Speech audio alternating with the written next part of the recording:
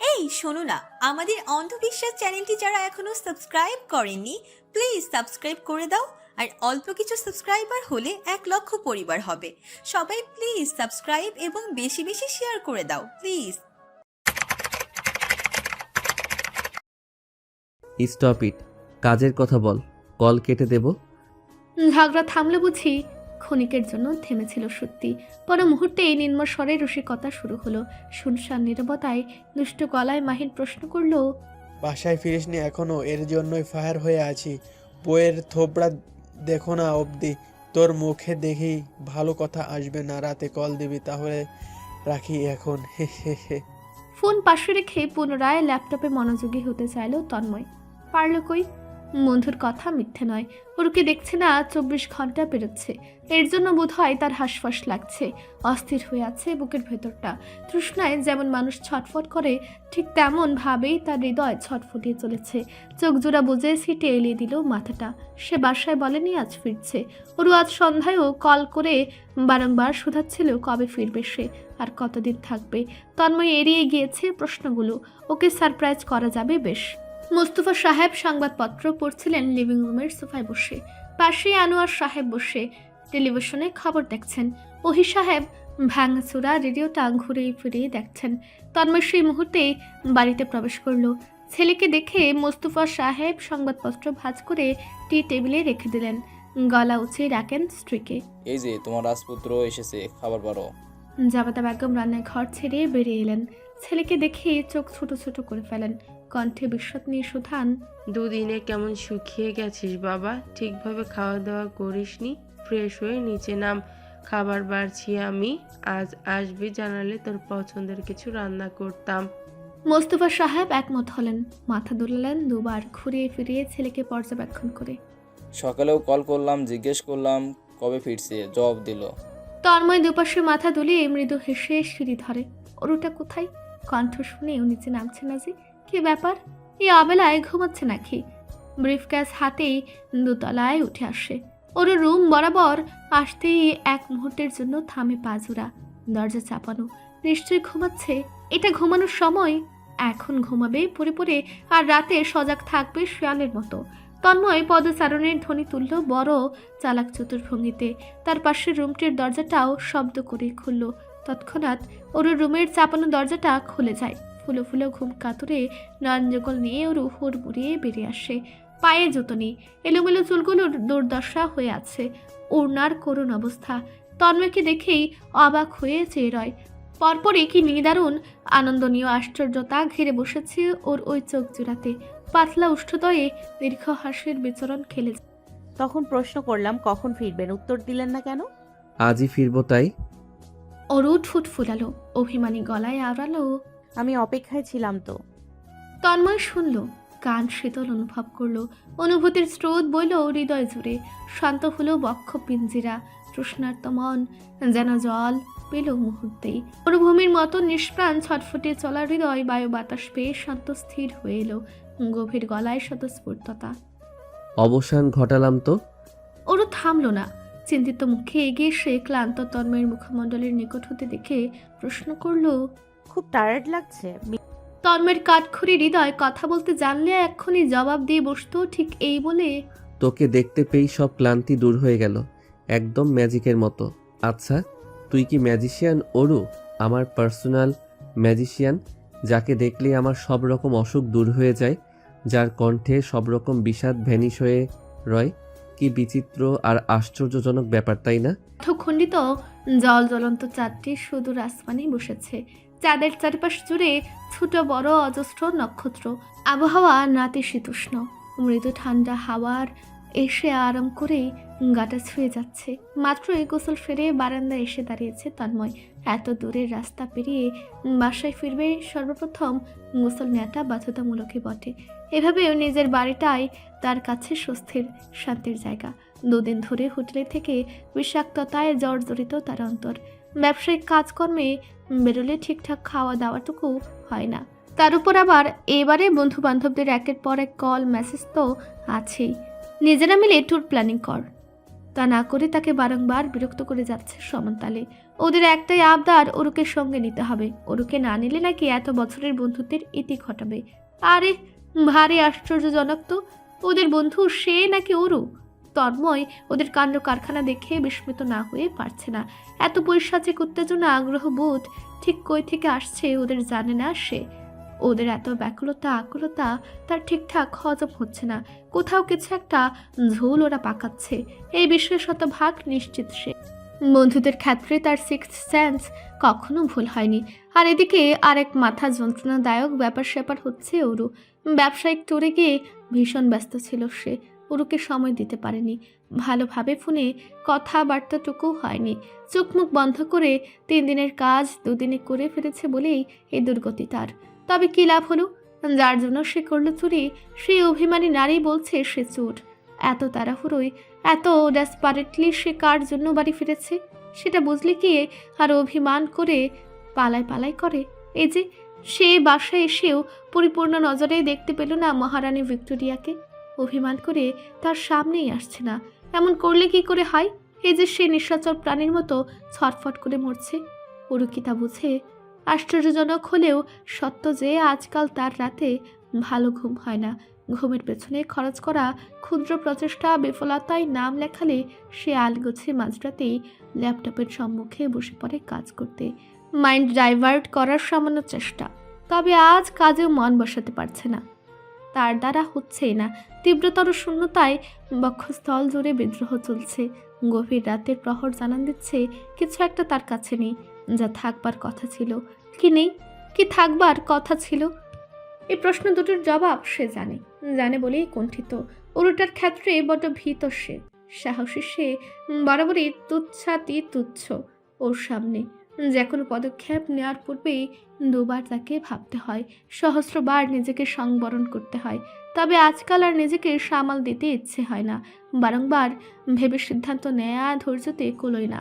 ভেতরের পৈশাচিক আত্মাটা তার নিঃস্বাচরী হৃদয়কে বিদ্রুপ স্বরে বলে উঠে সময়। এত অপেক্ষা কেন তবে?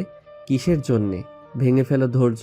যা তুমি চাও তা তো কাছেই, ঠিক তোমার পাশেই, তোমার অপেক্ষায়। যাও, ছিনিয়ে নাও, আদায় করে নাও। সিলমোহর দেওয়া ওই নারী তো তোমারই। তন্ময় বারান্দা ছেড়ে বেডরুমে প্রবেশ করে। এসি বন্ধ, সিলিং ফ্যান চলছে, বাতাসে দুলছে সাদা পর্দাগুলো।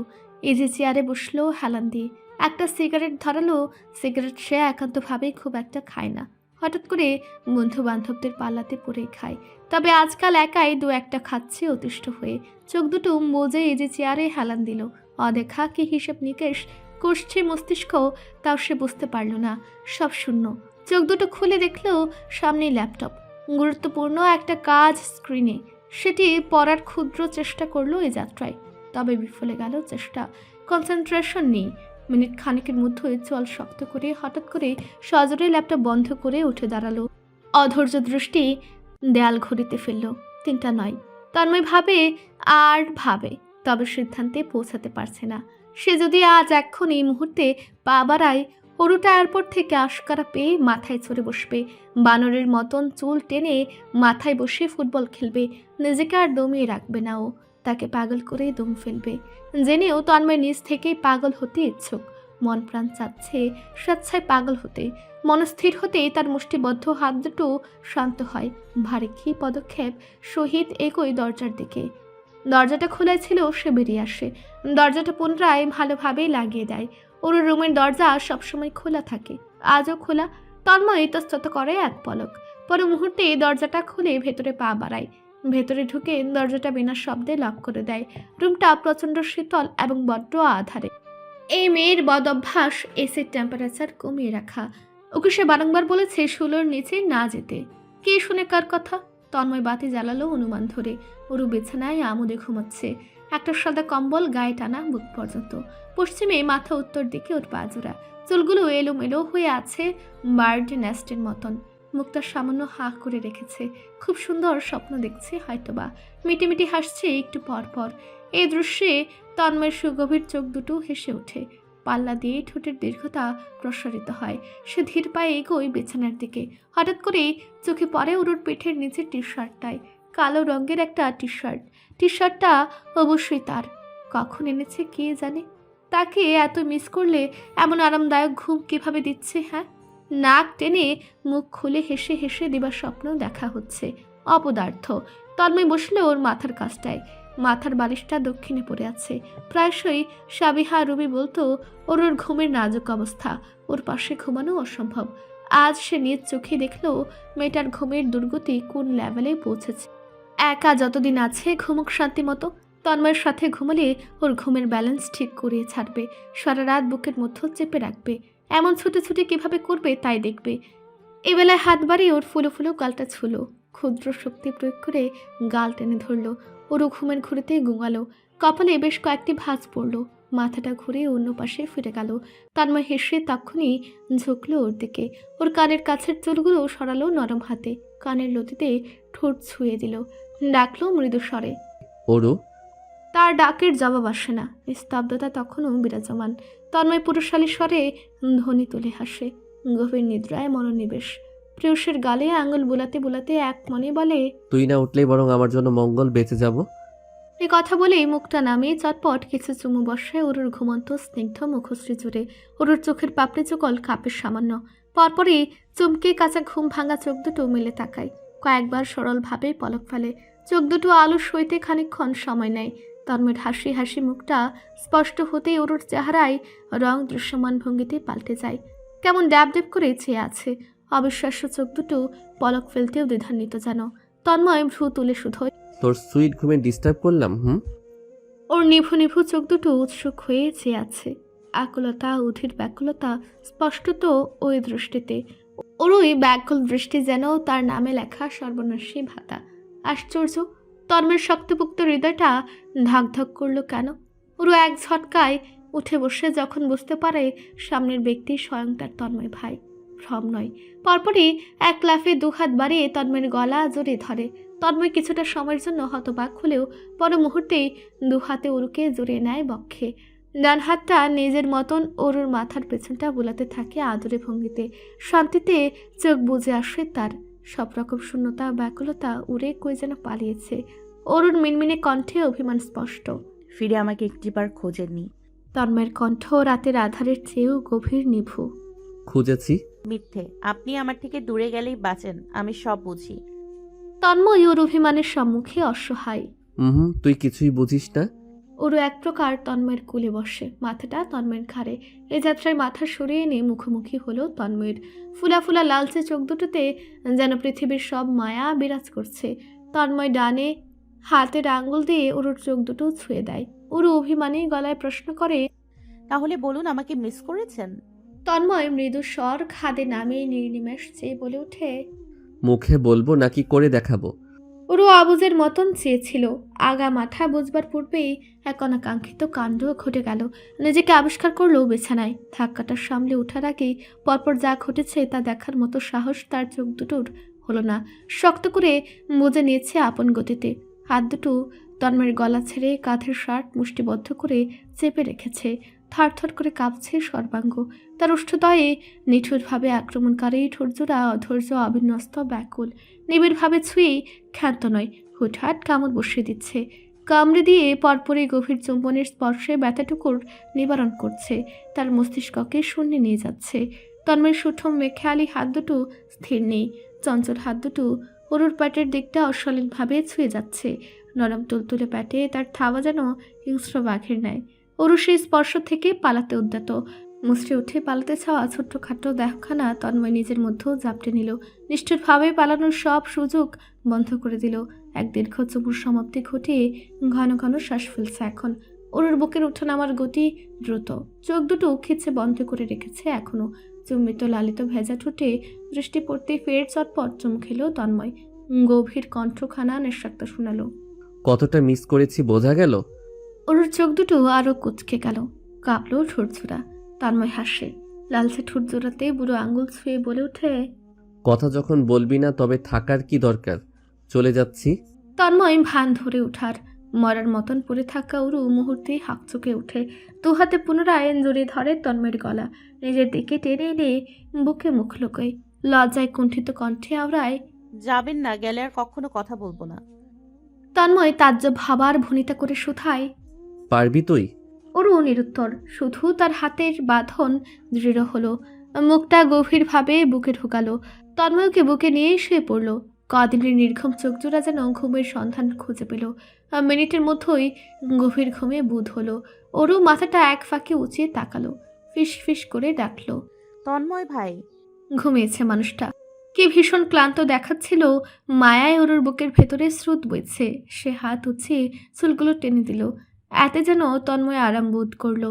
আরও নিবিড়ভাবে জড়িয়ে নিল ওর পাতলা কোমর।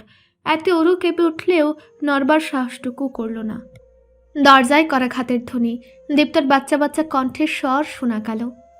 অর্পি, খেতে ডাকছে বড় মা, তাড়াতাড়ি এসো। আজ শুক্রবার, সবাই বাসায়। তন্ময়ের ঘুম ভেঙেছে দীপ্তর কণ্ঠে। হাত ঘড়িতে 7:15। বাতি জ্বালানো, রাতে নেভানো হয়নি। ওরু তাকে জাপটে শুয়ে আছে, মাথাটা তার বুকের মধ্যেখানে, কম্বল দুজনের গায়ের উপর। এই দৃশ্যই যেন তার স্বপ্নের একাংশ। কি সুন্দরভাবে বাস্তবে রূপান্তরিত হলো। তন্ময় নির্নিমেষ দেখলো ওর ঘুমন্ত মুখটা। বাচ্চাদের মতো ঘুমোয়, অবশ্য ও তো বাচ্চাই। হাত উঠিয়ে চুলগুলো ঠিক করে দিতে নিতেই শুনল দীপ্তর কণ্ঠ। তার ঘরের দরজায় করাঘাত করে ডাকছে তাকে। এবার বেরোনো দরকার। তার পিতা শাহজাহান মোস্তফা দেখে নিলে সর্বনাশ, মুখের উপর অপমান করবে। এভাবেই কটাক্ষ করে বেড়ায় তার চাচাতো বোনের উপর কুনজর দেওয়ার জন্য। তন্ময় আলগোছে ওরকে নিজের বুক থেকে বালিশে শোয়ালো। বিছানা থেকে নেমে এলো, ঝুঁকে ওর গায়ে কম্বলটা মেলে দিল। কপালে চুমু খেয়ে নিল ঝটপট। বাতি নিভিয়ে খুব ধীরে সুস্থে দরজা খুলল। এক পলকেই নিজের রুমে চলে এলো চোরের মতন। বাহ বাহ, কি অসাধারণ উন্নতি! দিন শেষে নিজের বাসায় চোরের মতন যাতায়াত করতে হচ্ছে। বারান্দায় দাঁড়ানো তন্ময় একটা ইম্পর্ট্যান্ট কলে ছিল। বেডরুম থেকে চাপা গুঞ্জন শুনতে পেল। কলে কথা শেষ করে ফিরতে দেখলো ওরু এসেছে। হাসি হাসি মুখ, সাদা একটা কামিজ পরনি, সুন্দর করে কাজল পরেছে। সাত সকালে মিষ্টি লাগছে দেখতে। মুহূর্তেই তার পা দুটো তার নামে বিদ্রোহ ঘোষণা দিল। লিখেছে বিপক্ষীয় দলের নামে। পা জোড়া উরুর দিকে মনের সুখে এগোচ্ছে এক চিত্তে। উরুর কাছাকাছি এসে হাতটা ধরবে, কিছু বলবে, তখনই হুড়মুড়িয়ে প্রবেশ করলো সাবিহা, রুবি আর দীপ্ত মহাশয়। তিনজনের হাতেই শরবতের গ্লাস। তন্ময় এ যাত্রায় খেয়াল করলো ওরুর ডান হাতেও শরবতের গ্লাস। নিশ্চয়ই কোনো মতলব পাকে এসেছে তিনজন। তবে কি মতিগতি নিয়ে এসেছে বুঝতে পারছে না সে। ওরুর থেকে দৃষ্টি সরিয়ে চেয়ারে বসতে নিয়েই সন্দেহজনিত গলায় প্রশ্ন করে বসলো, ব্যাপার কি তোদের? কি পায়তারা করে এসছিস? ওরই অসন্তুষ্ট হয়ে গেল। চোখ মুখ ছোট ছোট হয়ে এলো ওর। কপালে ভাঁজ ফেলে বিরক্ত কণ্ঠে জবাবে বলল, কিসের পায়তারা? আপনার হালচাল জিজ্ঞেস করতে আসতে পারি না? আজকাল দেখি মানুষের ভালো চাইতে নেই। তন্ময় ডান ভ্রু তুলে অবাক হওয়ার ভান ধরল। তাই বুঝি? ওকে, জিজ্ঞেস কর, আমি শুনছি। তারপর বেশ আগ্রহের সাথে চেয়ে রইল মেরুদণ্ড সোজা করে। সাবিহা ফিক করে হেসে ফেলল। তার হাসিতে যোগদান করলো রবিও। ওদের হাসির ধ্বনিতে ওর অসন্তুষ্টি বাড়ল বলে। সবাই মিলে মিশে পায়তারা করে এসেছিল তন্ময়কে জব্দ করবে, অথচ এখন তাকে রেখে সবাই তন্ময়ের গাড়িতে চড়ে বসে তাকে জব্দ করছে। এই তো বেইমানি। ওর মুখটা অমাবস্যায় ডুব দিল। অভিমানী চোখে সব কয়টাকে দেখে হনহনিয়ে বেড়ে গেল। হাসতে হাসতে পিছু ডাকলো সাবিহা। কে শুনে কার কথা? রবি হাসতে হাসতে ফট করে বলে ফেলল, ভাইয়া তোমার বউ তো রেগে চলে গেল। তন্ময় গম্ভীর মুখে রুবির দিকে চাইতে রুবি চুপসে গেল। শরবতের গ্লাস হাতেই পালালো। লবণাক্ত শরবত দেবার মতো দুঃসাহস তার নেই। রুবির দেখা দেখি দীপ্ত লবণে গুলানো শরবতটি নিয়ে পালালো। সাবিহা ওদের কাণ্ড দেখে হাসলো। মায়ের বানানো শরবতের গ্লাসটা এগিয়ে দিল বড় ভাইয়ের দিকে। তন্ময় গ্লাসটা নিয়ে ভ্রু তুলে প্রশ্ন করলো, কি হয়েছে? ওরা লবণের শরবত এনেছে তোমাকে খাওয়াবে বলে, এখন দেবার সাহস নেই তাই পালিয়েছে। তন্ময় একটানে শরবতটা শেষ করলো। সাবিহা গ্লাসটা নিয়ে বেরোতে নিচ্ছিল। তন্ময় অপ্রস্তুত গলায় পিছু ডেকে বলল, ওরুকে পাঠিয়ে দিস তো। সাবিহা মিটিমিটি হেসে বেরিয়ে যায়। তন্ময় উঠে দাঁড়ালো। ল্যাপটপটা বিজনেস ব্যাগ থেকে বের করে ফের চেয়ারে এসে বসে। ওরও এসেছে গুনে গুনে 3 মিনিট পর। দরজার সম্মুখে দাঁড়িয়ে, হাতে শরবতের গ্লাস। তন্ময় তখনও ল্যাপটপ স্ক্রিনেতেই নজর রেখে মাথা তুলে তাকায় না, তবে অনুভব করতে পারছে না চেয়েও। ওরু তার চেয়ারটির সামনে এসে দাঁড়িয়েছে। সজোরে শরবতের গ্লাসটি টেবিলের উপর রেখেছে। এতে শরবতের জল উপচে বেরোয় ছিটে ফোটা হয়ে। তন্ময় এবারে চোখ উঠে চায়। মুঠো তুলতেই ওরু গমগমে গলায় শুধায়, আপনি কি চোখ গরম করে চাইছেন? তন্ময় সাবলীল ভাবেই বলে, তোর কি তাই মনে হচ্ছে? ওরও জবাব দেয় না, শুধু থমথমে মুখে চেয়ে রয়। তার নয়নযুগল চিৎকার করে জানান দিচ্ছে তারা অভিমানে জর্জরিত। দুটো কারণে তার অভিমান জমেছে। প্রথমত, তাকে না বলেই না জানিয়েই চলে গিয়েছিল, আর দ্বিতীয়ত, তখন তাকে নিয়ে ওভাবে রঙ্গতামাশা করেছে। তন্ময় প্রশ্নাত্মক দৃষ্টিতে তখনও চেয়ে জবাবের আশায়। জবাব না দিয়ে ওরও আশ্চর্যজনক এক কাণ্ড ঘটে বসে। চট করে তন্ময়ের কোলে বসে পড়ে। দিন দুপুরে এহেন কাণ্ডে শুধু হতবাক নয়, তন্ময় কিংকর্ত বিমূঢ়। অরুর হাত দুটো আমোদে তার গলা জড়িয়ে ধরেছে। রিনরিনে মিনমিনে মেয়েলি কণ্ঠ জুড়ে অভিমান। আমাকে সকালে ডাকেননি কেন? তন্ময় দরজার দিকে তাকায়। দরজাটা পরিপূর্ণভাবে খোলা। এই দিন দুপুর বেলাতে যে কেউ যখন তখন চলে আসবে। এসে তাদের এই অবস্থায় দেখে ফেললে কি এক বিশ্রী পরিস্থিতি দাঁড়াবে। তাকে আর বুঝবে এই মেয়ে কাণ্ডজ্ঞানহীন অপদার্থ একটা। সে তড়িৎ স্বরে তারা দেবার ভঙ্গিতে বলে, ওট আগে, ওখানে বস, তারপর বলছি। ওরও যেন শুনেও শুনেনি। তার লাজুক মুখাবয়ব জোরে সরলতা, যেন এই দুনিয়ার কিচ্ছুটি সে বুঝে না, শুনে না। তন্ময় পূর্বেই আন্দাজ করে নিয়েছিল তার গতকালকের আগ বাড়ানোর পরিণাম কি হবে, মাসুল কি। তারপরও স্বেচ্ছায় এই মুসিবত সে বড় আমোদে কাঁধে এনেছে। অবশ্য মুসিবত হলেও উপভুক্ত করছে তন্ময় ঢুক গিলে আবলীলায়। মুখে এক বললেও তার পুরুষালী বা হ্যাপনায় সোচ্চ হাত দুটো ইতিমধ্যে ওর পাতলা কোমরখানা জড়িয়ে নিয়েছে। মুখে সে পুনরায় বলে অসহায় গলায়, কেউ চলে আসবে। ওরও আজ বড় নির্ভীক। সে আরেকটু নিবিড়ভাবে বসে, দৃঢ় হাতে জড়িয়ে ধরে। তন্ময়ের চোয়াল শক্ত হয়, চোখ দুটো অশান্ত ভঙ্গিতে সেকেন্ডের জন্য বন্ধ হয়। ওর প্রাণোচ্ছল কণ্ঠে গদগদ ভাব। দীপ্ত বাবার সঙ্গে বেরিয়েছে। সাবিহা আপু অয়ন ভাইয়ার সাথে প্রেম করছে। রুবি আপু বাগানে, বড় মা, চাচি, মা সবাই রান্নাঘরে। দুপুরের আয়োজন করছে। বড় চাচু গাড়ি পরিষ্কার করাচ্ছে দারোয়ান চাচাকে দিয়ে। আপাতত কেউই আসবে না। তন্ময়ের গলাটা শুকিয়ে চৌচির মরুভূমির মতন খা খা করছে। অনুভূতির জোয়ারে ভেতরটা আন্দোলন করছে, ধক ধক করে চলেছে। ইচ্ছে তো করছে ওরকে শক্ত করে জড়িয়ে ধরে গভীর চুম্বনে লিপ্ত হতে। তবে সব ইচ্ছেদের কি পূর্ণতা দিতে হয়? বাড়িতে আজ সবাই উপস্থিত। কেউ দেখে ফেললে বড্ড লজ্জাজনক ব্যাপার স্যাপার হয়ে দাঁড়াবে। ওরু এ যাত্রায় মুখ বাড়িয়ে চুমো বসালো তন্ময়ের চাপদারির ওপর। তন্ময়ের চোখ বন্ধ করে ফেলে।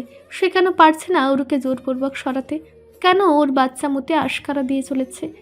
ওয়েক আপ তন্ময়, ইটস ডেঞ্জারাস। নিজেকে নিজে সাবধান করেও লাভের লাভ কিছু হলো না। তার কণ্ঠে মিনতির আভাস। নিচে যা, আমি আসছি। ওরু এ যাত্রাতেও নিরুত্তর তার মিনতির নিকট। সে উল্টো নিজের মতন বলে উঠে, আজকের ওয়েদার অধিদপ্তর কি জানাচ্ছে জানেন? তন্ময় নিরুপায়। আজ প্রেমের বৃষ্টি হবে বিকেল বেলায়। ওরও ঠিক কিসের বর্ষি ফেলেছে তন্ময় বুঝে ওঠেনি। অবুধ জিজ্ঞাসু চোখে চেয়ে শুধায়, প্রেমের বৃষ্টি? যেই বৃষ্টিতে আপনি আমায় ঘুরতে নিয়ে যাবেন, ওটাই প্রেমের বৃষ্টি। তন্ময় ওর লজিক শুনে আশ্চর্য না হয়ে পারে না। পৃথিবীর সব অদ্ভুত যুক্তি ওর কাছে থাকে। সে অতিষ্ঠ ভঙ্গিতেই ভ্রু তোলে। কখন বলেছি ঘুরতে নেব? আমার তো মনে পড়ছে না। ওরকে বেশ নিরীহ দেখালো।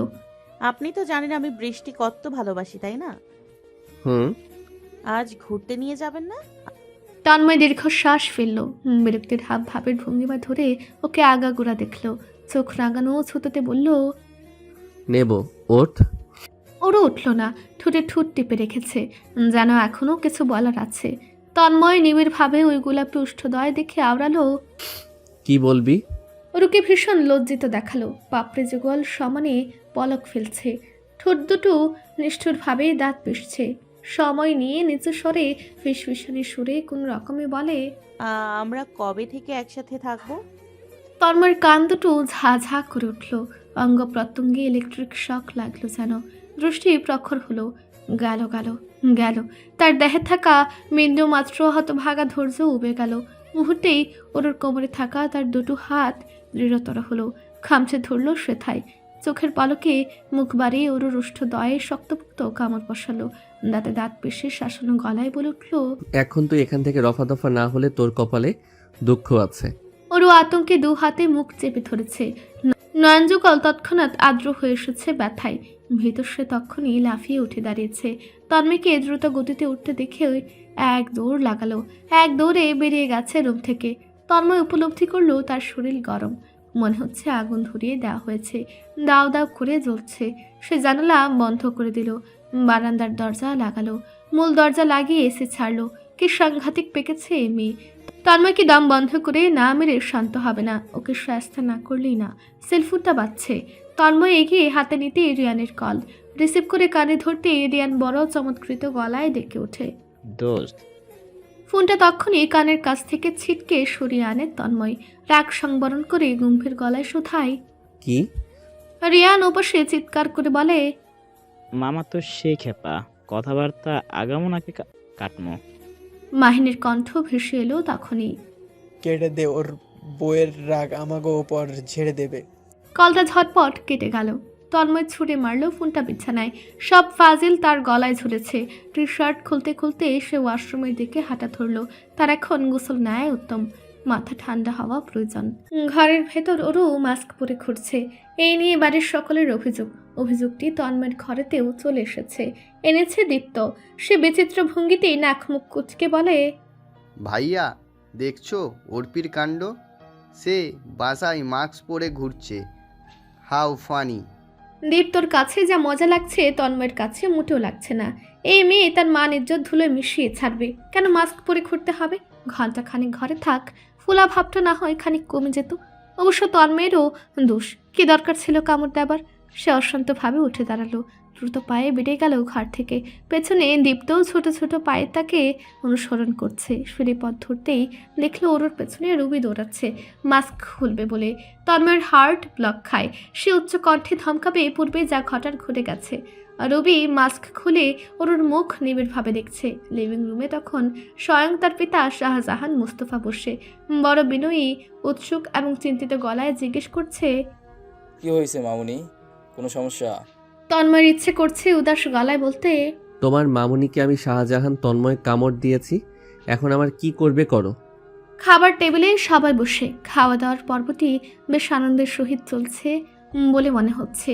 দেয়াল ঘড়িতে তখনও 2:12 বজ্রপাতের ধ্বনি ভেসে বেড়াচ্ছে। বৃষ্টি হবে শীঘ্রই। খাওয়া দাওয়ার ফাঁক করে মিটিমিটি হাসছে সাবিহা, রুবি, আকাশ। ওদের এহেন রঙ্গ তামাশার সম্মুখে পুরো লজ্জায় মাথা নুয়ে রাখলেও তন্ময় বড় সাবলীল ভঙ্গিতেই আছে, যেন ওদের হাসাহাসি তাদের দুজনকে ঘিরে না, নিজের মতন খেতে ব্যস্ত। এমনকি আহামরি পাত্তা দিচ্ছে না নিজের পিতা মহাশয় শাহজাহান মুস্তফাকেও। মুস্তফা সাহেবের মুখমণ্ডলের অবস্থা বেশ একটা সুখকর নয়। গুরু গম্ভীর তার মুখশ্রীর হাবভাব। তারছাভাবে ছেলেকে পরখ করে নিচ্ছেন ক্ষণে ক্ষণে। তার তীক্ষ্ণ দৃষ্টির প্রভাবটুকু তন্ময় অনুভব করেও অবুজের ভান ধরে আছে। সংকোচনীয় ব্যাপারটি ঘটে গেছে তো গেছে, এখন আর কি করার? নিজের বুকে চুমুটুকুর বদলে কামড় না হয় খেয়েছে, তাতে কি এমন হয়েছে? তার বুকে সে চুম খাবে নাকি কামড়, তারও কি কৈফিয়ত দিতে হবে নাকি? এক ফাঁকে বাঁকা চোখেতে একবার ওরুকে দেখে নিয়েছে। অপদার্থটা মাথা নুয়ে হাঁসফাঁস করছে। এত লজ্জায় যদি পাবে তাহলে নেমেছিল কেন নিচে? কে জোর করেছে ওকে? ঢ্যাং ঢ্যাং করে সেদে সেদে পরে লজ্জা মাথায় নিলে এখানে তার কি করার? ওর মাথার ভেতরে আসলে কিছুই নেই, গাধা একটা। খাওয়া শেষে তন্ময় যেতে নিয়েও আরেকটি বার ফিরে চায়। পুরো এখনও বলদের মতন খাবার প্লেটে নিয়ে বসে আছে। দুলুকমা কোনো রকমে হয়তো বা মুখে তুলেছিল, বাদ বাকি খাবারগুলো মনোযোগ সহকারে আঙুল দিয়ে বুনছে। আশ্চর্য, খেয়ে দিয়ে ঘরে যাবে, তা না করে ঠোঁট কাটা মুখ নিয়ে আমোদে বসে থাকার মানে আছে? তন্ময় এক প্রকার বাধ্য হয়ে ধমকে ওঠে, এভাবে খাবার নিয়ে বসে আছিস কেন? খেয়ে দে ওঠ। ওরও চমকে ওঠে, মুহূর্তেই চোখ তুলে চায়। দৃষ্টিতে দৃষ্টির মিলন ঘটে সেকেন্ডের ব্যবধানে। পর মুহূর্তেই মুখ বাঁকিয়ে সে নিজের খাবার বুনতে শুরু করে পূর্বের ন্যায়, অনাগ্রহী তন্ময়ের আদেশ শুনতে। তন্ময় আর এক মুহূর্ত দাঁড়ায় না। তরানির পদচারণে সিঁড়ি বেয়ে উপরে উঠে আসে। সুযোগ পেলে দেখা যাবে তার ঘাড় ধরে বসেছে মুস্তফা সাহেব। তার সম্মুখীন না হওয়াই উত্তম। রুমে ফিরে আত পরা ফর্মটা পরার প্রস্তুতি নিচ্ছিল, তখনই নামলো ঝুম বৃষ্টি। তার এই যে চেয়ারটা বারান্দার ঠিক কাছেতেই, সুস্পষ্ট দেখা যাচ্ছে বৃষ্টির উদাসীনতা, বিশালতা। উদার হাওয়াতে বসে ভেসে ভেতরে প্রবেশ করছে বৃষ্টির জল। বারান্দার ফ্লোর ভিজিয়ে দিয়েছে ইতিমধ্যে। গ্রিলে ঝুলানো ছোট ছোট ফুলের টবগুলোতে থাকা কয়েক ধরনের ফুলেরা ভিজছে, দুলছে, হাসছে। তন্ময়ের মনে পড়ল ওরুর সকালের কথাগুলো। ঘুরতে যেতে চেয়েছিল মেয়েটা, অনেকদিন ধরেই ওকে নিয়ে বেরোনো হচ্ছে না। ওরুর ভার্সিটিতে গিয়ে একদিন ওকে পিক করা প্রয়োজন। বিষয়টা খুব পছন্দ করে ও, বিশেষ করে তন্ময় একান্তভাবে গিয়ে ওকে পিক করবে, এই বিষয়টা খুব এনজয় করে। তন্ময় বুঝে সবই। সে এবার হঠাৎ করে দুপুরের দিকে সে অরুর ভার্সিটিতে পৌঁছেছিল। ক্লাস শেষ করে বেরিয়ে তাকে দেখতে পেতে কি খুশি না হয়েছিল মেয়েটা। পাশে দাঁড়ানো বন্ধু বান্ধবগুলো কেউ যেন তখন আর ওর চোখের দৃষ্টিতে নেই। শুধু তন্ময় বসবাস করছিল তখন ওই মনে দুটোতে। সেই হাস্যোজ্জ্বল মুখটার কথা ভাবলে এখনও আনন্দে জোয়ার বয় তার হৃদয়ে। অথচ কাজের চাপে আজকাল সময় দিতে পারছে না ভেবেই তন্ময় দীর্ঘশ্বাস ফেলে। দেয়াল ঘড়িতে দৃষ্টি বুলিয়ে নেয় একটিবার। এখনো আসছে না যে। বৃষ্টি নেমেছে মিনিট 5 হলো বলে ওকে দেখেনি। তন্ময় গুনে গুনে আরও মিনিট 5 অপেক্ষা করলো, তবু ওর দেখা পাওয়া গেল না। অবশেষে সে নিজেই উঠে দাঁড়ালো। নিশ্চয়ই অভিমান ধরে বসে আছে। ও অভিমান ছাড়া আর কি বা করতে পারে। ওয়ালেট, ফোন, গাড়ির চাবি হাতে নিয়ে বেরিয়ে পড়লো। ওর রুমের দরজা খোলা, ভেতরে কেউই নেই। তন্ময় সিঁড়ি ভেঙে নিচতলায় নেমে আসে। ড্রয়িং রুমে বসে আছেন মুস্তফা সাহেব, আনোয়ার সাহেব এবং ওহি সাহেব। সাপ লুডো খেলছেন 3 ভাই, চা খাচ্ছেন আর সাথে আলাপ জুড়েছেন ব্যবসায়িক কর্মকাণ্ড নিয়ে। ওরকে কোথাও দেখা গেল না। তন্ময় ভ্রুদয় কুচকে দীপ্তকে ডাকলো গলা তুলে। দীপ্ত রান্নাঘর থেকে ছুটে এলো। মুখে তখনও ঠাসা মিটবল। জাবেদা বেগম আজ মিটবল বানাচ্ছেন। তার হাতের সবই কম বেশ সুস্বাদু হয়। তার হাতে বানানো এই মিটবলও অসাধারণ হয়েছে খেতে। দীপ্ত সর্বপ্রথম খেয়ে টেস্ট করছিল রান্নাঘরের বেসিনের উপর বসে। তন্ময় ওর সম্পর্কে শুধাতেই দীপ্ত হাত উঠিয়ে উপরে দেখায় সাবিহার রুমের দিকটাই। তন্ময় পুনরায় সিঁড়ি ধরে উপরে উঠে আসে। সাবিহার রুমের কাছাকাছি গিয়েই তার পা জোড়া থেমে আসে। রুবি দুষ্টুমি সুরে রঙ্গ করে বলছে, কি রে চুপ আছিস কেন? বল বল, আমাদের খুলে বল কি হয়েছে। আমরা যা ভাবছি তাই বুঝি। তন্ময় ভাইকে দেখে কিন্তু রোমান্টিক বলে মনে হয় না। ভাই তোকে ধরে চড়িয়ে পড়াচ্ছে, এতটুকুতেই আমার চিন্তা ভাবনা সীমাবদ্ধ। এর থেকে বেশি ভাবা সম্ভব হচ্ছে না। হাসাহাসির একটি ঝড় বইল রুবির বাক্যগুলো শেষ হতে। সেখানের আকাশের কণ্ঠের হাসির ধ্বনিও মিশ্রিত। তন্ময়ের কপালের ভাঁজ দৃঢ় হলো। সে পদচারণ ফেলে এগোবে তখনই অরুর অসন্তুষ্ট গলার স্বর শোনা গেল, বড্ড বিরক্তি মিশে তার বচনের ভঙ্গিতে। তোমরা কি কখনো পড়োনি ডু নট জাজ আ বুক বাই ইটস কভার? আমার তন্ময় ভাই কেমন তা আমি জানলেই হবে, তোমাদের তো জানার প্রয়োজন নেই। সাবিহা সহমত পোষণ করলো তৎক্ষণাৎ। সহমত, আমি ভাবির সঙ্গে একমত। এবার হাসলো সকলে। অরুকে ভাবি ডাকাটা যেন অন্যতম হাস্যকর ব্যাপার স্যাপার। এই যে রুবি হাসতে হাসতে বলে ফেললো, ভাবিটা আমাদের ছোট হয়ে গেল। অরুর কণ্ঠ জোরে রাগের বহিঃপ্রকাশ। তোমরা ভীষণ খারাপ আর দুমুখ। তোমরা দুর্বলকে পিষে মারো আর শক্তিশালীকে ভয় করো। যাও না গিয়ে তন্ময় ভাইয়ের সামনে রং তামাশা করো, দেখি তোমাদের কত সাহস। আকাশ হেসে রসিকতার সুরে বলল, কি রে অরু, এখনো তন্ময় ভাই বলে? তোর কি আর ভাই হয়? কেন হবে না? তন্ময় এবারে দরজার সম্মুখে এসে দাঁড়ালো। দরজাটা সটনভাবে খোলাই ছিল। তাকে দেখে পিনপতন নীরবতা বইল সেকেন্ডের জন্য। সাবিহা তড়িৎ পেছনে ঘুরে ইতিমধ্যে টেবিল গোছাতে ব্যস্ত হয়ে পড়েছে। রুবি মাথা নিচু করে বাথরুমে ঢুকে গিয়েছে। ধমক সে খেতে চায় না। আকাশ ফোন টিপছে বিছানায় বসে, মুখে তখনও তার দুষ্টু হাসি। ওরু সবগুলো দুমুখদের কর্মকাণ্ড দেখে ভেঙচে কাটে। কত বড় দুমুখ সাপ সবগুলো। এখন তন্ময়ের সামনে কেন ওসব দুষ্টু কথাবার্তা বলতে পারে না? ভালো সাজবার মানে কি? তন্ময় সরু চোখে দেখছে ওরুর ভোতা মুখটা। ও অসন্তুষ্ট ভঙ্গিতে দাঁড়িয়ে আছে ঠাই, যেন তন্ময় না ডাকলে এক পা নড়বে না। তন্ময় অসহায় কণ্ঠে ডাকে। ওরু এবারে মাথা তুলে চায়, মুখ বাঁকায়, তবে কথা শুনে হনহনিয়ে বেরিয়ে আসে রুম থেকে। সিঁড়ি বেয়ে আগেই নেমে যাচ্ছে। আনোয়ার সাহেব মেয়ের তাড়াহুড়ো দেখেই গলা তুলে সাবধান করলেন। ওহি সাহেব শুধালেন, বাইরে বৃষ্টি মামনি, কই যাচ্ছ তুমি? 3 ভাইয়ের প্রশ্নবোধক দৃষ্টি আপাতত অরুর পানে। তন্ময় ও পেছু পেছু নেমে এসেছে। অরুর হয়ে জবাব সেই দেয়, একটু বেরোচ্ছি ওকে নিয়ে। আনোয়ার সাহেবকে দারুণ খুশি দেখালো। তাই বুঝি? বেরিয়ে পড়ো তাহলে। ঘরে ফিরে বৃষ্টি বিলাস করে এসো, তবে বৃষ্টিতে ভিজো না যেন। মোস্তফা সাহেব মুখে কিছু বললেন না। শক্ত দৃঢ় চোখে শুধু ছেলের পানে চেয়ে পিতা পুত্রের দৃষ্টির মিলন ঘটল।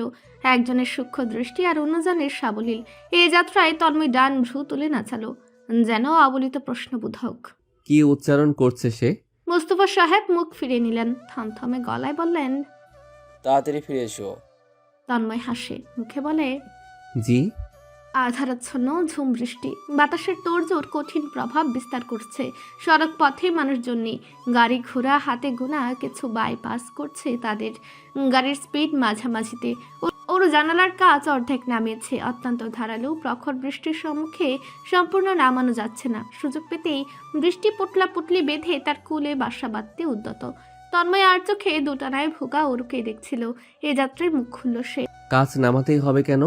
ভেতর থেকে কি দেখা যাচ্ছে না? ওরুর কণ্ঠ জুড়ে আশ্চর্যতা। এক বিষয় হলো নাকি? বৃষ্টি ছুঁয়ে সরাসরি না দেখে কি উপভোগ করা যায়? না যাওয়ার তো কারণ দেখছি না। অরুর খুব যুক্ত নয়নযুগল সূক্ষ্মভাবে তন্ময়কে পরখ করে নিচ্ছে।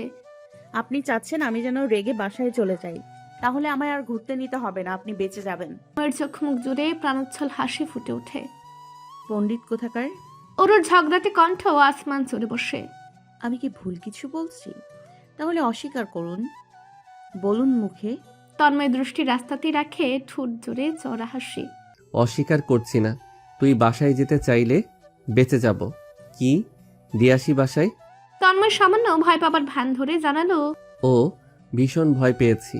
এখন তো বাধ্য হয়ে তোকে নিয়ে ঘুরতেই হবে। অরুর ঠুনকো অভিমান এবং ভূতামুখ দুটোর একটা অবশিক্ষণ স্থায়িত্ব পেল না। বৃষ্টি যেন সব অভিমানগুলো মুছে দিল, ঠিক সড়ক পথটির মতন পরিষ্কার ঝকঝকে। মাগরিবের আজান পড়ছে, হাওয়ার ব্যাগ কমেছে, ঝমঝমিয়ে নামা বৃষ্টি রূপান্তরিত হয়েছে রিমঝিম বৃষ্টির ধারাতে। এ যাত্রায় কাজটা পরিপূর্ণভাবে নামিয়েছে অরু। সহস্র মুখে উপভোগ করছে মেঘলা রাতের লং ড্রাইভ। অদূরেই মেন রোডে একজোড়া কপত কপতি দেখা গেল। বৃষ্টি মাথায় নিয়ে হাতে হাত রেখে হাঁটছে, হাসছে, দুলছে আর আলাপে মগ্ন। ওরও মুগ্ধ হলো। এক চিত্তে খানিকক্ষণ দেখলেও ড্রাইভিংয়ে ব্যস্ত তন্ময়কেও ডেকে দেখালো। তন্ময় আর চোখে পূর্বে দেখেছে, তবু ওরও দেখাতে চাইলে সে কোঅপারেট করলো। বেশ আগ্রহী চোখে দেখে মন্তব্য করলো, অসময়ের বৃষ্টিতে ভেজা ভালো না। ওর চটে গেল মুহূর্তে, ভেঙচি কাটলো। তন্ময়ের সাবলীল জবাব। আমরা তন্ময় ডান ভ্রু তুলল। কি যেন বলেছিলি? লং ড্রাইভিংয়ে নিলেই হবে, একদম বৃষ্টিতে ভিজতে চাইবো না। ওর মুখভাব জুড়ে অমাবস্যা নামে আহত চোখে চাই, বিড়বিড় করে বলে, বড্ড উপকার হয়েছে আমার। ওরও গাল ফুলালো, মাথা ঘুরিয়ে পুনরায় বাইরে নজর ফেলল। তবে অভিমান স্থায়ী রইল না। এক পর্যায়ে হাত বাড়িয়ে বৃষ্টি ছুঁয়ে আবদার ছড়ল, চা খাবো, বৃষ্টিতে চা খেতে দারুণ লাগে। এই আবদারটুকু তন্ময় মানল। সামনে পেয়ে বসলো একটি টঙের দোকান, আধ খোলা। সেখানেই থামালো গাড়িটা। ওরকে ভেতরে বসতে বলে নিজে গেল চা আনতে। ওয়ান টাইম কাপগুলোতে 2 কাপ চা নিয়ে ফিরল। গাড়িতে ঢুকতে ঢুকতে ভালো রকমের ভিজলো। মাথার চুলগুলো, মুখমণ্ডল আর্দ্র, পরনের টি শার্টের অনেকাংশ ভিজেছে। সিটে বসেই ওর হাতে 4 কাপ দুটো ধরিয়ে দিয়েছে। বাম হাতে ওর গায়ের ওড়নার একাংশ টেনে নিয়ে মাথা মুখ দাদারসে মুছে ফেলল। ওরু ফালফাল চোখে শুধু দেখলো শুকনো ওড়নাটা মুহূর্তে ভিজে গেল। ঘুরে ফিরে বাড়ি ফিরতে সেদিন রাতের 12টা বেজেছিল। সেদিন ছিল রোববার। তন্ময় অফিস থেকে বাড়ি ফিরেছে 8:55-তে, প্রায় 9টা ছুঁই ছুঁই। দোরগোড়া পেরিয়ে ভেতরে প্রবেশ করতেই আশ্চর্যান্বিত হলো। লিভিং রুমে বসে সবাই সিলেট টোর সম্পর্কিত আলাপ আলোচনা করছে। সিলেট টোর সম্পর্কে বাড়ির মানুষ জানলো কিভাবে? প্রশ্নের উত্তর সে 2 মিনিটের মাথাতেই পেল। বাসায় তার বেয়ারা বন্ধুর দল এসেছিল সন্ধ্যায়। তার পুরো পরিবারের এক একটি সদস্যকে রাজি করিয়ে তবেই বিদায় হয়েছে। পাষাণ হৃদয় মোস্তফা সাহেব অবধি সমর্থন হতে বাধ্য হয়েছেন। হবে নাই বা কেন? তার বন্ধুরা এক একটা শয়তানের চাচাতো ভাই, দারুণ রকমের পণ্ডিত। তন্ময়কে ছাড়ে না। প্রত্যেক সপ্তাহে 3 বেলা হাটে তুলে বিক্রি করে টাকা গুনে। সেখানে তার পরিবারকে কনভিন্স করানো ওদের হাতের ময়লা মাত্র। তবে তন্ময়ের জন্য বিষয়টা চমৎকার লাভজনক হলো বটে। 2 দিন ধরে বেশ চিন্তায় পড়ছিল ওরকে সাথে নেবার বিষয়টা বাড়িতে কিভাবে বলবে। যেহেতু সে নিজেও চাচ্ছে ওরকে নিতে, এখন আর সেধে পড়ে বলাবলির ঝামেলা করতে হবে না। ওরকে চূড়ান্ত উৎফুল্ল দেখা গেল। আসমানের চাঁদটা যেন ওর আঁচলে এসে পড়েছে। খুশিতে মুক্তোর মতো চিকচিক করছে ওর মুখমণ্ডল। তন্ময়কে দেখতে পেতেই 2 লাফে সোফা ছেড়ে চলে এলো কাছাকাছি। গদগদ কণ্ঠে শুধাতেই থাকলো ট্যুর সম্পর্কে তথ্যসূত্র, কখন যাবে, কে কে যাবে, কি দিয়ে যাবে ইত্যাদি। তন্ময় সিঁড়ি বেয়ে উঠছে। ওরও ব্রিফকেসটা উতলা হয়ে স্বেচ্ছায় নিজ হাতে নিয়েছে। পিছু পিছু সিঁড়ি বাইছে তন্ময়ের পদচারণের সঙ্গে চরণ মিলিয়ে। মুখ দিয়ে বেরোচ্ছে একের পর এক প্রশ্ন। তন্ময় প্রত্যুত্তর করছে না। তার সত্যিকার অর্থে জবাব দিতে মন চাইছে না। ওর তোতা পাখির মতন পকর পকর করতে থাকা উষ্ঠদয়ে চুমু খেয়ে মুখটা বন্ধ করে দিতে ইচ্ছে হচ্ছে। পরিবারের সম্মুখে তো আর তা সম্ভব না। বসবার ঘরে উপস্থিত সকলে আকাঙ্ক্ষিত দৃষ্টি আপাতত তাদের উপর। তন্ময় অনুভব করতে পারছে এই তো আর চোখে একটিবার তাকিয়েছেও। আনোয়ার সাহেব কেমন মিটিমিটি হাসছেন, কণ্ঠ খাদে নামিয়ে মাশাল্লাহ মাশাল্লাহ ওড়াচ্ছেন। মুস্তফা সাহেবের মুখমণ্ডলের অবস্থাও আজ অসন্তোষজনক নয়, যা বেশ সারপ্রাইজিং। সুমিতা বেগম দোয়া দূরত পড়ছেন নজর না লাগার। সেদিকে শেষবার চেয়ে কক্ষে ঢুকলো, অরুর সঙ্গে সঙ্গে ঢুকলো। তিমরাচ্ছন্ন ভেতরটা, সে অপেক্ষাকৃত বাতি জ্বলে ওঠার, যা কিয়ৎক্ষণের ব্যবধানেও জ্বলল না। আশ্চর্যান্বিত কণ্ঠ তুলে ডাকার সময়টুকু পেল না। তন্ময়ের শক্তপুক্ত বাহু বন্ধনে আবদ্ধ হলো। তন্ময় রীতিমতো ক্রমান্বয়ে এগুলোতে তার পিঠ গিয়ে ঠেকলো বন্ধ হয়ে যাওয়া দরজায়। শীতল উষ্ঠদয় ছিল তার গাল দুটো, পরপর আধ বোচা নাকটা। অরুর ছটফটে হাত জোড়াতে থাকা ব্রিফকেস পড়ে গেল ফ্লোরে। ফাঁকা হাত দুটো মুহূর্তেই মুষ্টিবদ্ধ করে ধরেছে তন্ময়ের মেরুন রঙের শার্ট। তন্ময় শুধালো আধারে, যাবি সিলেট? অরুর জবাবটি যেন ঠোঁটের মাথাতেই রাখা। সাথে সাথে সে তরণিত ভঙ্গিতে জানায়, আমি ভীষণভাবে যেতে চাই, অত্যাধিক যেতে চাই। তন্ময় শব্দহীন হাসলো। অরুর মুখের ভীষণ কাছ থেকে পুনরায় শুধালো, কতটা? অরু যেন আধারে হিসেব নিকেশ করে ভাবলো, কিয়ৎক্ষণের মধ্যেই আচমকা শব্দ করে চুমু খেলো তন্ময়ের শীতল উষ্ঠ জোড়ায়। মুহূর্তেই তন্ময়ের সুযোগের সদ্ব্যবহার করে বসলো। স্বেচ্ছায় আসা ঠোঁট দুটো আর ছাড়ল না তৎক্ষণাৎ। লম্বা এক শক্তপুক্ত চুমুতে মেতে উঠল। অরুটা বড্ড চঞ্চল, দুরন্তপনায় ফার্স্ট ক্লাস। ঘনিষ্ঠ হলেই ওর নড়ানড়ির শেষ থাকে না, বাহুতে জাপটে রাখতে হয়। একটু ছাড় দিলেই হাঁসফাঁস করে পালাই পালাই করে বেড়ায়। না চাইতেও ঠোঁট দুটো ছাড়ল সে। বাতি জ্বালালো। ওরও অন্যদিকে ফিরে দাঁড়ালো তৎক্ষণাৎ। তন্ময় একপল দেখেছে ওর লাল টকটকে ঠোঁট জোড়া, গাল দুটো রক্তিম। সে হাসিটুকু গিলে ফেলল। শার্ট খুলতে নিয়ে গম্ভীর কণ্ঠে বলল, তোকে নেয়ার ইচ্ছে নেই? ওরও নিজের ক্ষণিকের লাজ লজ্জা চুমুর ব্যাপারটা মুহূর্তেই ভুলে বসলো। আহত চোখে ফিরে চাইলো। তড়িৎ পদচারণে কাছাকাছি গিয়ে শুধালো। তন্ময় ভ্রু দুটো নাচালো। যা বলবো তাই করবি? ওর চোখ দুটি পিটপিট করলো। তন্ময়ের চোখে মুখে এবারে দুষ্টুমি খেলা করলো। You sure? ওরও ভাবাচাকা খেলো যেন। কিন্তু ওয়াশরুমে যেতে যেতে তন্ময় সতর্কৃত ভঙ্গিতে বলে গেল, মনে থাকে যেন। ওরও কি খুশি হবে নাকি ভয় পাবে? তন্ময় ভাই তাকে এমন সতর্ক করলো কেন? ভাবনায় বিভোর সে দরজার ওখানটায় পড়ে থাকা ব্রিফকেস তুলল। সেটি টেবিলের উপর রেখে বারান্দার স্লাইডিং ডোর সরালো। আজকের চাঁদটা দারুণ সুন্দর তো, ঠিক তার তন্ময় ভাইয়ের মতন। মঙ্গলবার রাতেই বন্ধুবান্ধব সব কফি শপে একত্রিত হলো। ভার্সিটির দুই বন্ধু এই ট্যুরে জয়েন হচ্ছে। এক্সাইটমেন্ট সবগুলোর হাই লেভেলে। আলোচনা হচ্ছে সিলেট ট্যুরের আসল ব্যাপার স্যাপার নিয়ে। বেশ কষাকষির পর ট্যুরের তারিখ ভেবেচিন্তে ফেলা হলো 14তে, ঠিক বৃহস্পতিবার, আজ থেকে 3 দিন পর। তবে কিসে করে যাবি? স্লিপিং বাস নাকি গাড়ি নাকি প্লেন? সচরাচর ব্যবসায়িক কাজে প্লেনেই যাওয়া আসা হয় সকলের, তাই প্লেনের অপশন ক্যান্সেল। দ্বিতীয়টা স্লিপিং বাস। তবে মাহিনের কাছে সেসব ঝামেলাপূর্ণ মনে হলো। তার মতে মাইক্রো গাড়ি করে গেলে ভালো হবে, সকলে নিজেদের মতন আনন্দ ও আহ্লাদ করতে পারবে। শেষমেশ মাহিনের কথা মতো ডিসিশন নেওয়া হলো। তারা 14 তারিখ বৃহস্পতিবার দুপুর বেলাতে বেরোবে সিলেটের উদ্দেশ্যে। রুস্তমদের একটি বাগান বাড়ি আছে, ওখানে উঠবে। অবশ্য সিলেট তন্ময় সহস্রবার গিয়েছে নানা বাড়ির উদ্দেশ্যে, তবে এবারেরটা ভিন্ন। এবার একান্তগতভাবে যাচ্ছে ওরকে নিয়ে, বন্ধু বান্ধব তো ছোট মাত্র। 14ই বৃহস্পতিবার। আজ দুর্দমনীয় প্রদীপ্ত পরিষ্কার গগন। সহস্র নাম না জানা পাখি দলবল বেঁধে নীল সাদাটে গগনের বুক ছিঁড়ে উড়ে বেড়াচ্ছে, ঠিক যেন ক্যানভাসে রং তুলিতে আঁকা কোনো দৃশ্য, চমৎকৃতভাবে ভূষিত। সূর্যি মামা আজ খ্যাপাসার যেন। তার প্রলয়ঙ্করী আগুন মুখ তপ্ততায় মগজ গলে যাবার পথে। ভ্যাবসা গরমে গতরের অঙ্গ প্রত্যঙ্গ জোরে জ্বালা পোড়ার সংকেত। পক্ষান্তরে এই উত্তপ্ত দুপুরে মেনে না যায়, তবু বৃষ্টি বাদল মেনে নেওয়ার মতন অন্তঃকরণ আজ নেই। অন্যদিন হলে ভিন্ন ব্যাপার। তন্ময় এভাবেও বর্ষণের দিনগুলো আহামরি পছন্দ করে না। এই ভাবনাটুকু নিতান্ত পক্ষে তার হৃদয়ের কোণেতে যত্নে রাখা শক্ত অনুভূতি। অবশ্যই ওরুর সম্মুখে তা প্রকাশ করার মতো নয়। ও অনিরাপদ শ্রোতা। দেখা যাবে কেঁদে বসে আছে। কেন বৃষ্টির মতন অসাধারণ জল তার পছন্দ নয়? এই প্রশ্নটুকুই বারংবার করে যাবে যুক্তি দিয়ে। আর যাই হোক, অরুর সঙ্গে ইহজন্মে পারা সম্ভব নয়। অভিমান করে বসলে একান্ত তন্ময়ের অর্থনাশ। সে চায় না তার হাসি খুশি প্রাণোচ্ছল না হওয়া সংসারে আগুন লেগে বসে।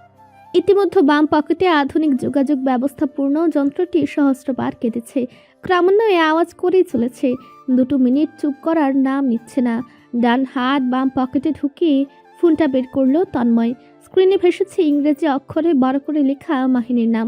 16টি মিসড কল, এর 12টি তার একার করা কার্যক্রম, বাকি 4টি সুহানি এবং রিয়ানের।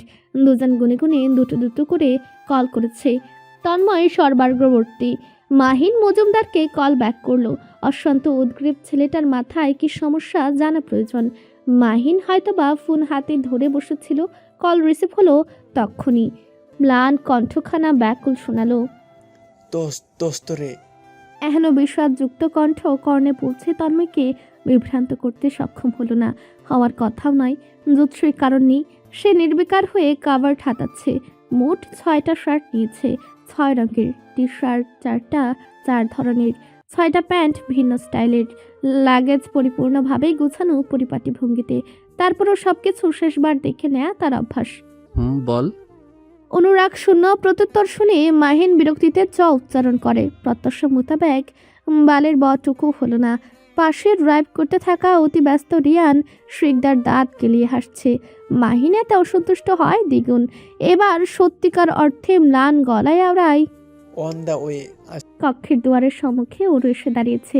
নুড রঙের ফর্মাল প্যান্টের সাথে ফুল স্লিভসের কালারফুল ফতুয়া পরেছে। ডাবল প্যাচে গলায় কালারফুল প্রিন্টেড স্কার্ফ। চরণে ওর উচ্চতার চেয়ে দ্বিগুণ বড় হিলস। চুলগুলোতে ঝুঁটি বেঁধেছে। হালকা পাতলা মেকআপ করেছে। জুতা জোড়া বাদ দিলে সবই তন্ময়ের পছন্দের। ফোনে সে অনাগ্রহী গলায় বলে ওকে। অতপর কল কাটে। ওরকে হাতের ইশারায় কাছে ডাকে। ওরও উৎসাহিত বড্ড। সহস্র মুখে তড়িৎ কাছে এসে দাঁড়ায়। কদিন ধরেই তন্ময়ের সব রকম কথাবার্তা শুনছে সে বাধ্যগত মেয়ের মতন। তন্ময় আঙুল তুলে চরণ দেখে শুধায়, কি পড়ছিস? অবুজের মতো ওরও পিটপিট করে আঁখি দুটি, যেন প্রশ্নের অর্থ বুঝেনি। দৃষ্টি নামিয়ে চরণ দুটোর পানি ফেলে। ফের দৃষ্টিপাত করে তন্ময়ের গম্ভীর মুখে। চোখ দুটোতে তার প্রশ্নবোধক চিহ্ন। কি খারাপ পড়েছে সে? তন্ময় বিরক্ত মুখে আদেশ ছড়ে, জুতো পাল্টে আয় যা। মুহূর্তে অরুর এতক্ষণ যাবৎ দীপ্তি ছড়ানো মুখশ্রী আধারচ্ছন্ন হলো। আতঙ্কগ্রস্ত চোখে ফ্যালফ্যাল করে চেয়ে প্রশ্ন করলো, কেন? এই জুতোতে কি সমস্যা? তন্ময় পরিষ্কারভাবে বেশ অবলীলায় জবাবে বলল, নিজের উচ্চতা অনুযায়ী জুতো পরে আয়। বাক্যটি অরুর জখমিত হৃদয়কে ক্ষিপ্রভাবে রক্তাক্ত করে। ম্লান চোখে চেয়ে রয়, যেন তন্ময় বেশ অন্যায়ত বাক্য বলে ফেলেছে, দণ্ডনীয় অপরাধ করে বসেছে। ওর বরাবরই একান্ত উচ্চতা নিয়ে কুণ্ঠিত। সবসময় উঁচু জুতো পরতে চাইবে। পা মোচকায় ছিলে যায়, তাতেও হিলস পরা বন্ধ হয় না ওর। সেবার তো সবগুলো হিলস কেটে দিয়েছিল তন্ময়। ফের কিনেছে মেয়েটা। ওকে কোনোভাবে তাদের উচ্চতার মানানসই নিয়ে পড়ে আছে। বিষয়টা মস্তিষ্কে আসতেই হাসি পায়, কারণ ওর উচ্চতা ঠিক তার বুক অবধি। বিষয়টা তাকে সর্বদাই আনন্দ দেয়, উচ্ছ্বাস অনুভব করায়। ইচ্ছে মোতাবেক ওর গোবর ভর্তি মাথাটা অনায়াসই ধরা যায়। বুকা কোথাকার। তন্ময় এবারে উচ্চ গলায় ধমকে ওঠে, যাচ্ছিস না কেন? স্লিপার ধরনের জুতো পরবি। 1 ইঞ্চি উঁচু হলে খবর আছে।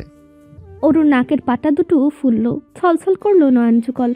কেঁদে ফেলার আগাম বার্তা। অভিমানে বুক ফুলিয়ে বললে, যাব না। এরপর হনহনিয়ে বেড়ে গেল। তন্ময় শব্দহীন হাসলো, তবে মাথা ঘামালো না। ওকে তার চেনা আছেন, জানা আছে। ঠিক ওই সময় মতো ওকে চুকে দেবে। এই তোর মিস দেওয়ার মতো মেয়ে ও না। লাগেজ লকড করে দেয়াল ঘড়ি দেখলো তন্ময়। 2:30। 10 মিনিটের মধ্যেই মাইক্রো আসবে। সে ডাইনিং থেকে হাত ঘড়িটা তুলে পরে নিল। চুলে ব্যাগ ব্রাশ ছোয়ালো, পারফিউম ছিটালো, ওয়ালেট পেছন পকেটে ভরে রাখলো। ফোন ডান হাতে তুলে নিয়ে বাম হাতে লাগেজ টেনে বেরোলো কক্ষ ছেড়ে। ওরও বাইরে দাঁড়িয়ে নত মুখে লাগেজ হাতে। খেয়াল করলে দেখা যাচ্ছে অভিমানে মুখ ফুলিয়ে রেখেছে। চরণে স্লিপার জুতো। তন্ময় হাসে, ডাকে, আয়। ওরও এগিয়ে আসতেই তন্ময় ওর গাল টেনে ধরে আদরে ভঙ্গিতে ললাটে এক চটপট শুকনো চুমো বসিয়ে মৃদু গলায় জানায়, তোর আমার এই উচ্চতার ডিফারেন্স দেখতে ভালো লাগে। এই যে তুই আমার বুক বরাবর, এটা আমাকে প্রশান্তি দেয়। ও আশ্চর্যান্বিত। কিয়ৎক্ষণ মস্তিষ্ক যেন সংযোগ বিচ্ছিন্ন করেছে। সংযোগ হতেই একগাল হেসড়ে তন্ময়ের বুকে আছড়ে পড়ে। তন্ময় দাঁত দ্বারা জিহ্বা কেটে সতর্ক চোখের দৃষ্টি নিচে ফেলে এবং কথায় আছে, যেখানে বাঘের ভয় সেখানেই সন্ধে হয়। একই বিষয় ঘটেছে। মোস্তফা সাহেব অবরুদ্ধ, ইতিমধ্যে মাথা ঘুরিয়ে ফেলেছেন। হতাশ তন্ময় চোখ বুজে কপাল চেপে ধরে। কবে যে ওর জ্ঞান বুদ্ধি হবে।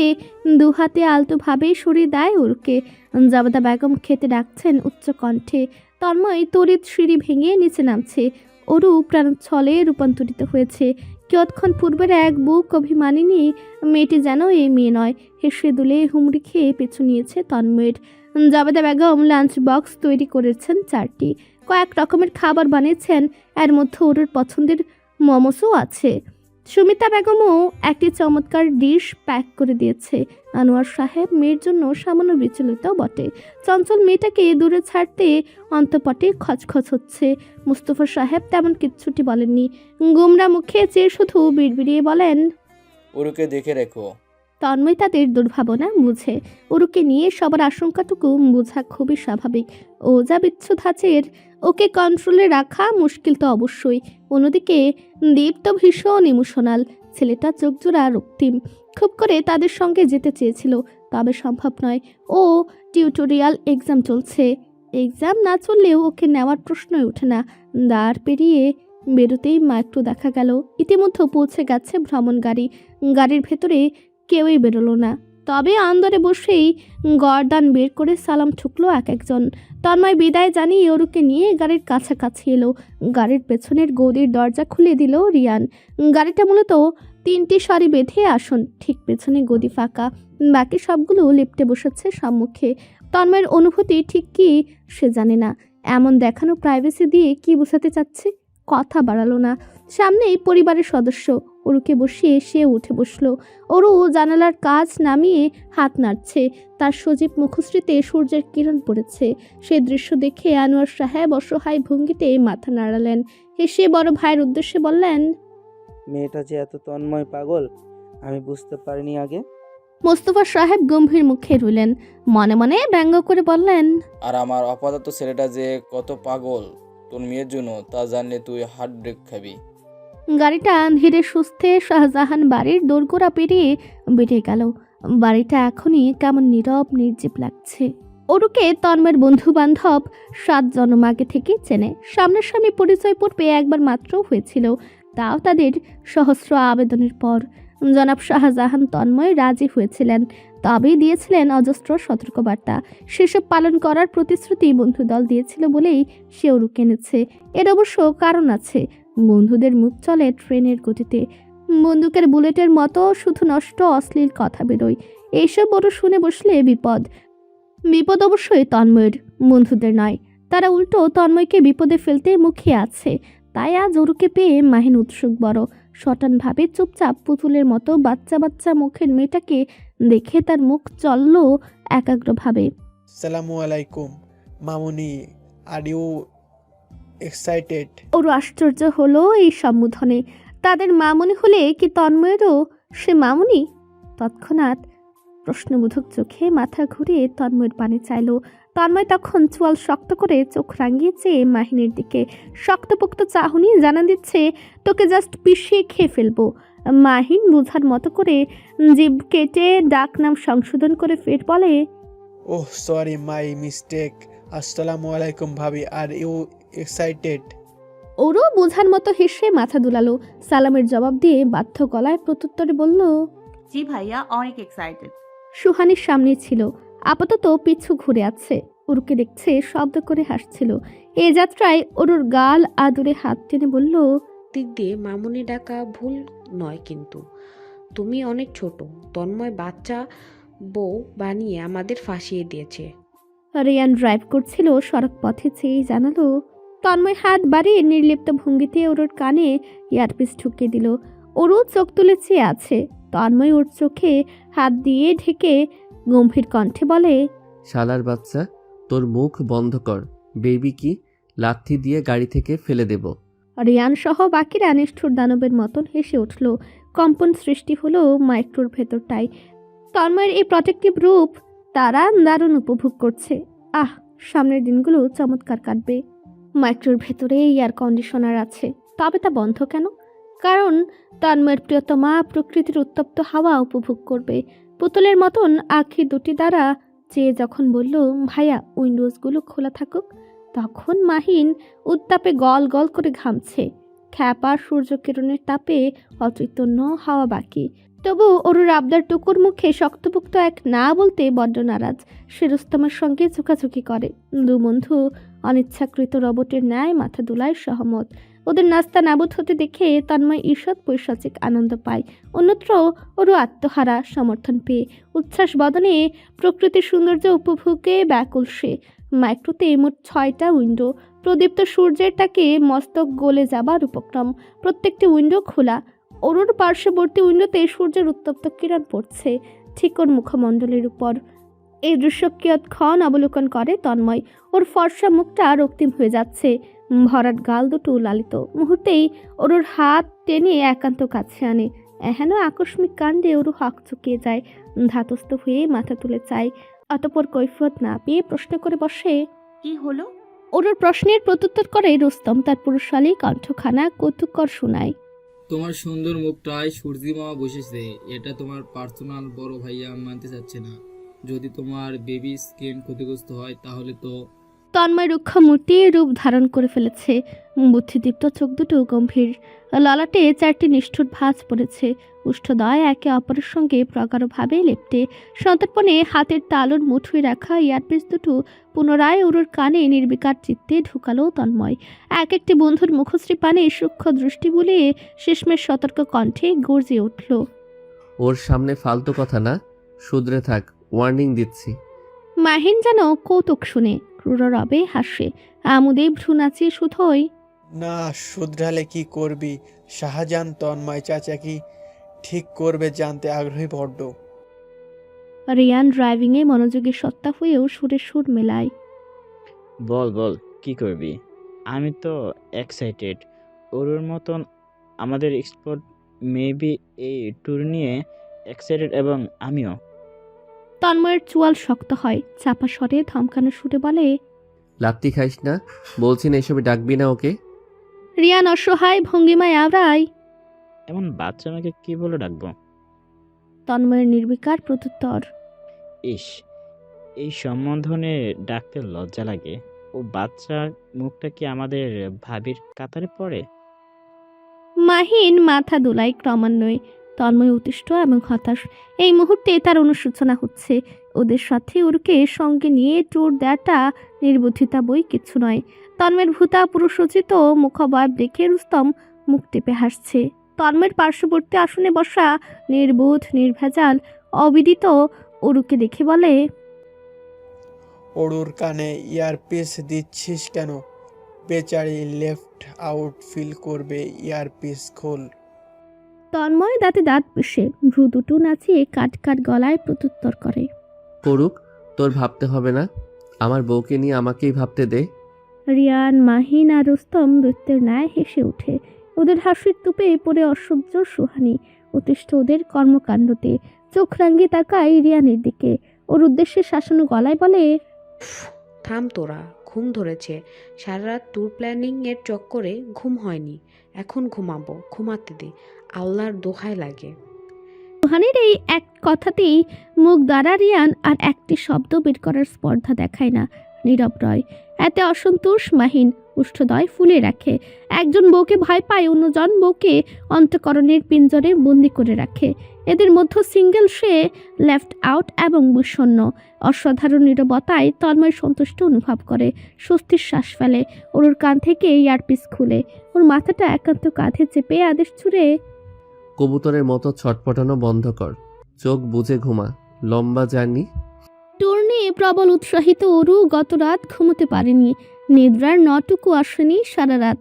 নিশাচর প্রাণী প্যাঁচার মতো সজাগ ছিল ভোরের আগ পর্যন্ত। চোখ দুটি ছোটো ছোটো হয়ে আছে, ঈষৎ রক্তিমও বটে। তন্ময়ের কথায় অনুভব হয় নির্ঘুম চোখ দুটো তন্দ্রা প্রয়োজন।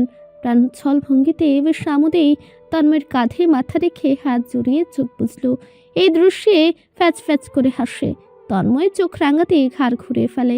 নীল সাদাটে গগনের বুক ছিঁড়ে ওরা স্বাধীন পাখিদের মতন শহরের সড়ক পথ পিষে ছুটছে মাইক্রোটি। মাইক্রো অনুসরণ করছে নির্বিহীন নিঃশ্বাস সংখ্যক পাখি দল। কার ক্ষমতা কতটুকু তার প্রতিদ্বন্দ্বিতা চলছে যেন। রিয়ান 2 ঘন্টা খানেকের মতো ড্রাইভ করেছে। এই মুহূর্তে সরু এক সড়কের নৈকট্যে মাইক্রো থামালো। এর বেশি ড্রাইভ করা তার পক্ষে সম্ভব নয়। গত রাত তার পর্যাপ্ত ঘুম হয়নি।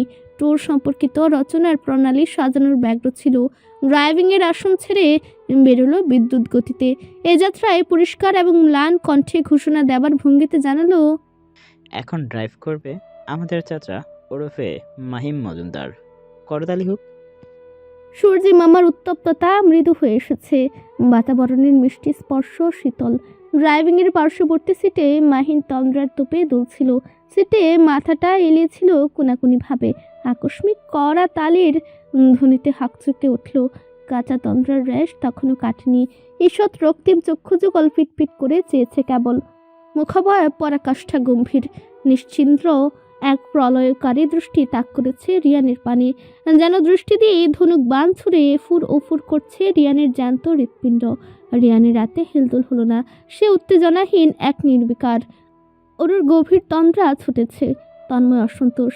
রিয়ান এহেন আমোদেই ফের উচ্চ কণ্ঠে বলল, নিয়মিত ভালোবাসার গল্প শুনতে এবং পড়তে আমাদের অন্ধবিশ্বাস চ্যানেলটি সাবস্ক্রাইব করে পাশে থাকা বেল আইকনটি ক্লিক করুন।